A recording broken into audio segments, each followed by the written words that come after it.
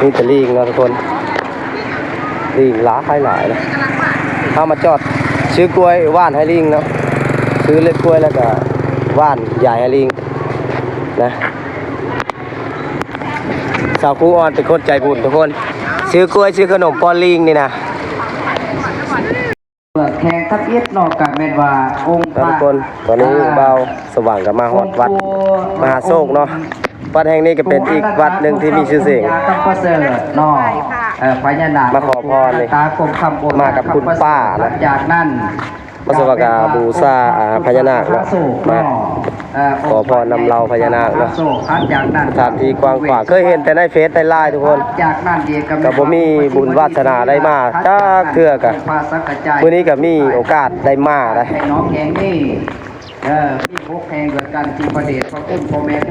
พอสนันแล้วนอกออกต้นยานสบายดีมาขอพรเอาโชคเอาลาภทุกคน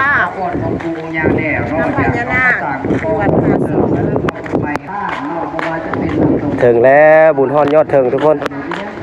บุญผ้าวาสนาส่งได้มาที่ได้มาเมื่อนี้มารอบนี้ถือว่าได้ไปทำบุญมาได้ไปทำบุญ2 สถานที่เนาะ2 วัด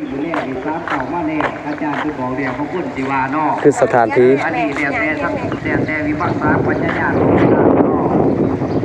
ถึงแล้วถ้ามีท้าวเวสสุวรรณอีกทุกคน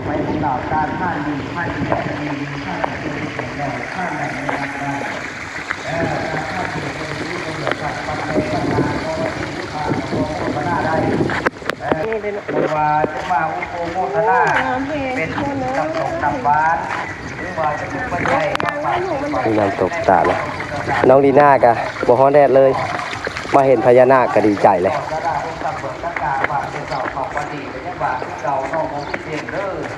เอาขออนุโมทนาสาธุการนอกพอหอกพาบอด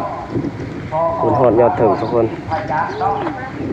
บ้านน้องขาดเพื่อนไส้พ่อพ่อแพ้ขมวลกะได้มาอุปโภคนาบริจาคฝากซื้อใบได้หอกศาสนาโภคนาปัจจัยจำนวน1 แสนกีบน้ำดื่มอีก4 แพ็คนอกน้ำดื่ม4 แพ็คขอไข่คนหนักบาทได้ไม่ออกคลิปนี้บ้านสว่างสิพาพี่พาน้องมาเอาบุญล้วนๆได้ทุกคนมาเอาบุญอยู่วัดมหาโศกเด้อแม่ออกว่านอโอ้ยซื้อกระงามร่างกระคองนักษณะกระถึกสองทุกเดียวจะเป็นมันหน้าแขวงสวรรณเขตนี่แหละแม่ออกว่าจากว่ากายดงเห็นขึ้นมาหน่อยนึงว่าจากบาทตรงด่วนต้องกันได้ว่าอุปโภคนาวัดที่มีชื่อเสียงโด่งดังและขอพรมาขอพรเนาะให้ชีวิตการเงินการงานการเป็นอยู่ดีขึ้นการค้าการขายดีขึ้นใส่จักย่างกระปากระดูกต่อขอให้ผู้ปูญาพระประเสริฐองค์พระศรีบดีเทระองค์พระผู้พระคุณพระพุทธมหาสงฆ์เปิดทรัพย์เปิดประตูเงินเปิดประตูทองเปิดประตูเงินใดๆนอกเปิดประตูทองใดๆโฮมจ้าดูเอากระมาดูเม็ดผูกแก้ไขบาดนี้เอาญาติโยมนอที่บาดต่างๆก็จะได้สมควรมุ่งมั่นปรารถนากันได้เพราะว่าบางคนบางทานกะบ้าขอโศกขอมานบางคนบางทานกะมาบุญบานสารกาวนอกขอให้โศกขอให้มานเนื่องจากว่าหลวงร้านบอกคนใดใส่บอกฟังจึงสิก็มีบอกทั้งหลังกระลาดเพื่อทั้งหน้าบอกทั้งหน้ากระลาดมาทั้งหลังนอกบางคนบางทานกับมาบุญบานสารกาวเนื่องจากว่าถูกไปเสียพวกเมียนักนี้จากจึงสิก็มีนะหรือว่าบางคนบางทานกับมาบุญบานสารกาว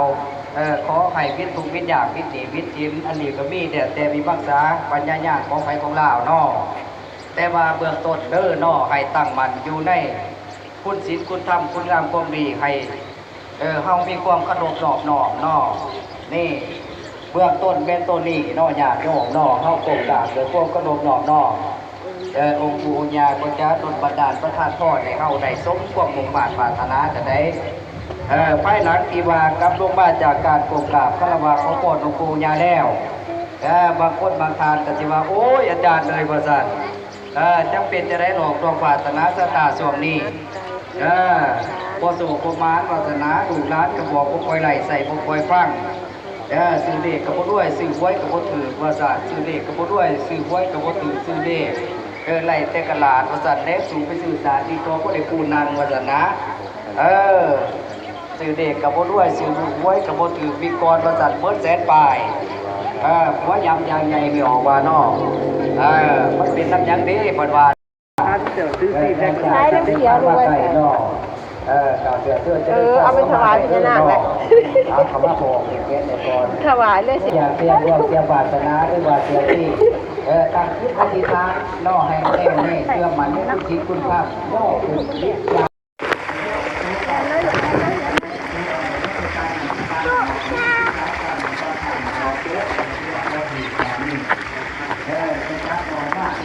ถ้าโบแม่ดูไม่ได้หักขั้น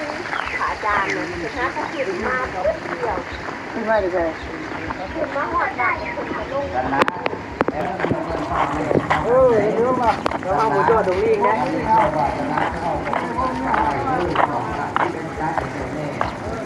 ย่อได้คือเป็นแค่แค่คนนี้แน่โจ๊กเอาโดนไปเราใส่เกิดลูกค่ะ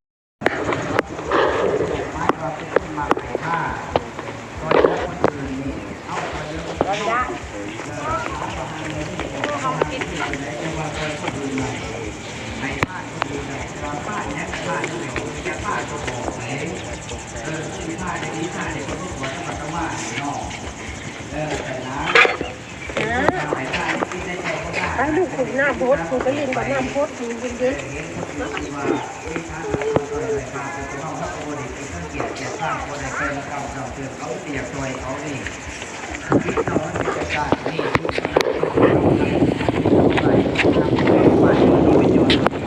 ผมค่อยบ่อย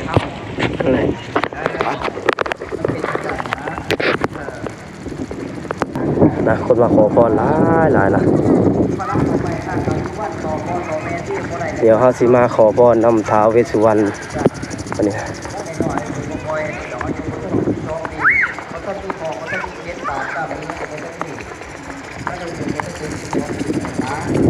อากาศก็ร้อนนะทุกคนแต่กาบ่ท้อถอยนะเพราะว่าเฮาตั้งใจมานะเดินทางไกลเลยแต่ก็ตั้งใจมา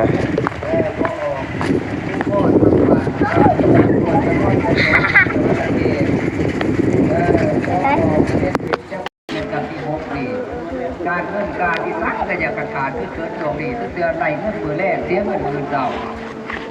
พอตัวเองเจ็บก็เป็นว่าถูกว่ารักนี่เป็นโอเคหรือเป็นไงด้วยทุกปี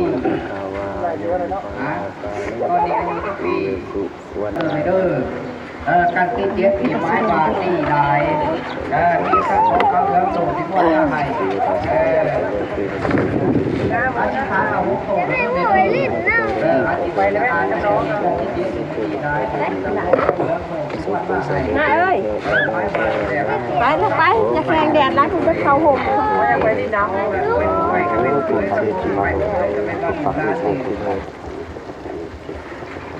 บอกว่าจะมาปีนี้บอกให้เพื่อนสั่งเดี๋ยวมาข้างแดงอาชีพพวกเขามากินไปแต่ต้มจะได้เจ็บแล้วไปแน่นอกโฆษณาแน่ของคนยันโยกไปหลังที่ว่ามาจากการกงกาข้านว่าของคนลงทุนยาแน่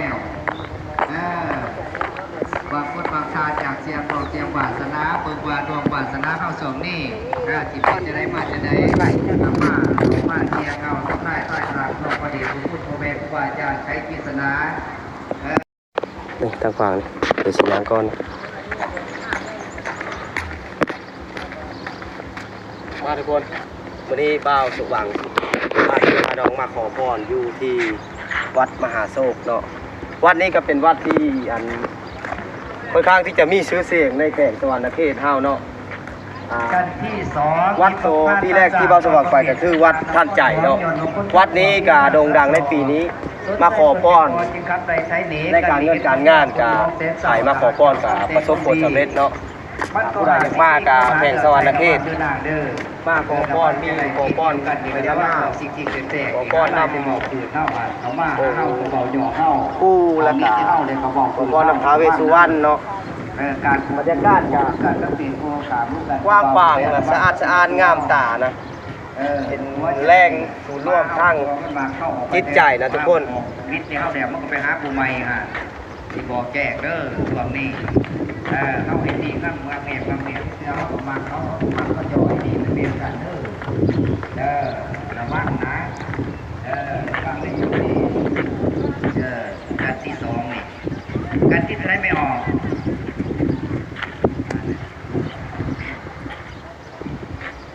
กันที่สี่ฟังเดินไปออกเด้อใบนิตุกบนบันเดินป่าไผ่หนาตามมาฆ่าเจ้าไก่ดูเดินไปหนาสีกษัตริย์ตาไทยสัญจรเดินป่ากินพระหมักใบสร้างเขาสุวรรณอันนี้เม็ดทุกไม่ออกทุกอิสระทุกทั้งใจง่ายนี่มาทุกวันได้ทุกใจนี่ที่จะเป็นเกิดปีสังบางครั้งมาข้าวกับสิเกิดน้ำหลุกน้ำร้านกับวันนั้นบางครั้งมาข้าวกับเกิดน้ำหลุกน้ำร้านบางครั้งมาข้าวกับเพราะว่ามันมีหลายสิ่งหลายอย่างเสียห่วงนับแต่ถูกแต่ร้านมีดูกับห่วงดูมีร้านกับห่วงร้านพ่อแม่ไอ้น้องกับเป็นห่วงพ่อแม่ห่วงไอ้น้องทุกใจบาทนี้มันเป็นจังสันนะเพราะฉะนั้นแดดก็สิ่งบางอย่างพอพูดปล่อยว่างได้ครับปล่อยว่างไป ก็สว่างก็ได้ขอพร บางสิ่งบางอย่างสิ่งที่เข้าเกิดขึ้นจากเขาสิว่าพ่อพ่อแม่ในวันหนึ่งถ้าเข้าพอถิ่มมันก็จะเข้าอย่างที่คือเขาใส่ ถือว่าสำเร็จในภารกิจขอพรของบ้านสว่างเนาะจังใดก็ เพราะฉะนั้นเนาะครับ บุญส่วนนี้ที่บ้านสว่างได้มาทำบุญในส่วนนี้ก็ขอมอบให้พ่อแม่พี่น้อง FC มีสุขภาพแข็งแรงแล้วก็มีเงินมีคำหลายๆขอให้ร่ำให้รวยเฮงๆปังๆวันสุขทุกคนเด้อ เป็นน้ำก็เราแบกใหม่เจ้าตาผมถูกเป็นนะเพราะฉะนั้นในจะได้เขาสิผมถูกตั้งดีได้ต้องที่มีพิจารณาด้วยท่องแท้เขาจะสิเข้าใจได้ในละสิขา เขาหมักอย่างหนอนตายอย่างนี้นะจะสร้างเยอะมาส่งเห็นไหมเสียที่ก็ ทุกคนภัยที่ว่าก็อยากขอพรนำมาหลวงเราพญานาคให้พ่อแม่พี่น้องมาบูชาเอาตัวนี้บูชาเอาขันมักเบ่งทูบแล้วก็เราพญานาคนี่บูชา60,000ถ้าเป็นเงินบาทก็ประมาณ100 บาทนะทุกคนก็สิมีของที่ระลึกก็สิมีแหวนมีสร้อยแล้วก็มีปลอกคอเนาะทุกคน เป็นบอกข้อสีไหลกับอะไรมันเป็นสีนะระว่างเลยอย่าเป็นจังสันได้กันที่6นี่จะมีคนในซัดเบียดเบียนกองหายให้เจ้าซัดสวยด่างพดหนามพุทธมนต์นี่จนในพุทธมนต์ก็มองไม่กันสิไม่ธรรมดาวะฮะ บ่าวสว่างมาถวายน้ำ กันที่11ถึงเมื่อคุณบุญร่มถึงเมื่อคุณบุญร่มเจ้าสมใจพญาใหญ่ใครเอาซอกอ่อนหน่อยภาคเต่าแกเดินของติปาปัวเจ้าจนซื้อสมใจ